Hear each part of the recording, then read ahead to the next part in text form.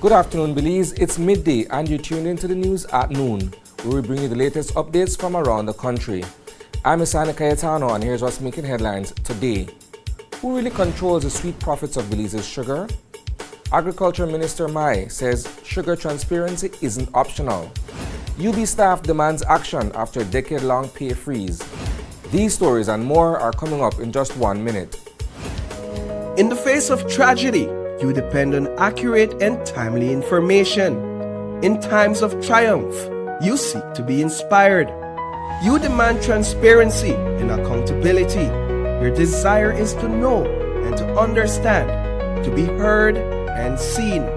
I take pride in telling stories that safeguard communities. Your dedication and success live on through these reports. Getting to the truth is my duty. My unwavering commitment is to tell the stories that matter the most to you. I am News 5.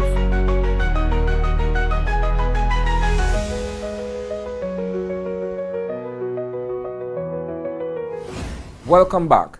In a case that may redefine sugar industry rules in Belize, the High Court has ruled that a major lawsuit brought by the Belize Sugarcane Farmers Association, BSCFA, against two powerful sugar companies can proceed.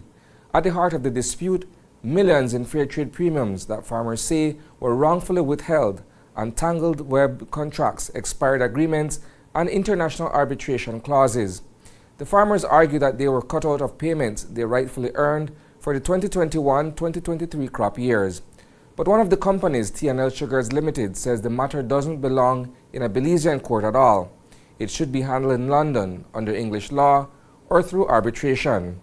The court disagreed, raising a bigger question. When global trade rules and local livelihoods collide, whose rules should prevail?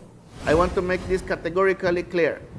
The buyer can say, I want to buy X amount of sugar from one association, right? Why? Because the sugar that is produced, each association has a portion that according to their production on that volume. So that 40,000 tons is not only for BSCFA, it's for the four associations. So that is why we claim that it's unreasonable, it's unfair, that they use the excuse that because there is an absence of the letter of enhancement, that we don't get our premium. Remember back in May 2023, Agriculture Minister Jose Abelardo Mai also chimed in on the fair trade premiums debate. Let's take a listen to what he had to say. I believe that if you don't give me a letter,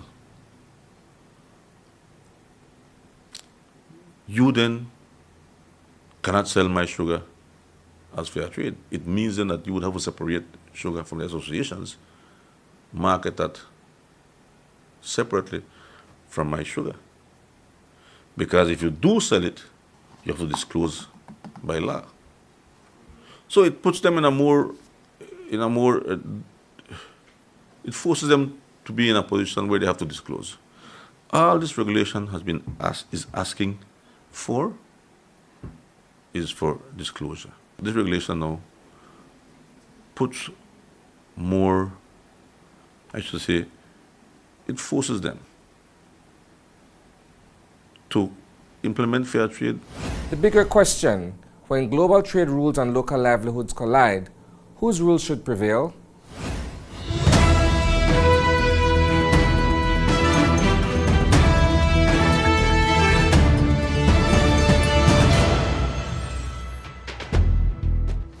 Good afternoon. I am in front of the Ministry of Public Service here in Belmopan, and I'm about to deliver a Freedom of Information Act request to the Minister of Public Service, Henry Charles Usher. This is in relation to the government office space rental. We have been having conversations about these rentals for the past month or so, and we have requested from Minister Usher several documents which he has committed to do, but he has not fulfilled that commitment to provide those documents. So contained within this request, for one, as an example, we're asking for a full and complete list of all the premises that the government of Belize has been paying rent to occupy as tenants from June 2024 to June 2025 for use as office space or other government public related operations. And so this is just one of the list of 4 requests for documents that we are making. And some people would say it's unfortunate that we've had to reach this point to go through this route, but thankfully, the Act affords us the rights to gain access, especially as media, to these public records. And so we go in now, we look for the minister, and if he's not there, then we leave this FOIA request with his secretary. Follow me.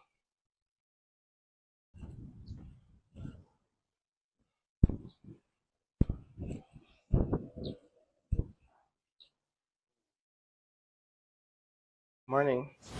We turn our attention to the nation's flagship university, where frustration is boiling over after a decade of waiting.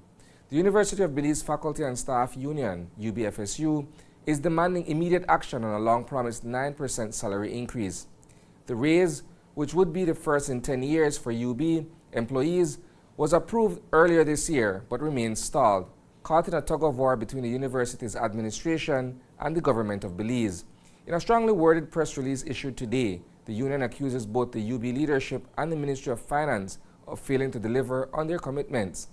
They say the raise is not a gift, it's justice, long overdue. The union also points to a deeper issue, chronic underfunding of higher education. While similar countries invest around 1% of their GDP in universities, Belize invests less than half of that, just 0.4%.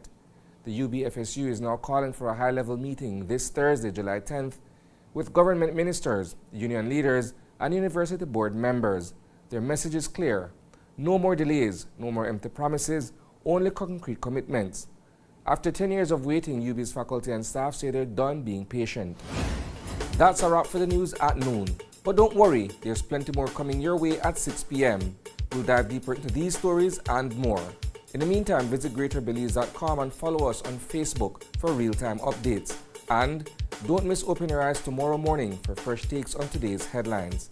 Thanks for tuning in, Belize. Stay informed, stay inspired, and have a fantastic afternoon.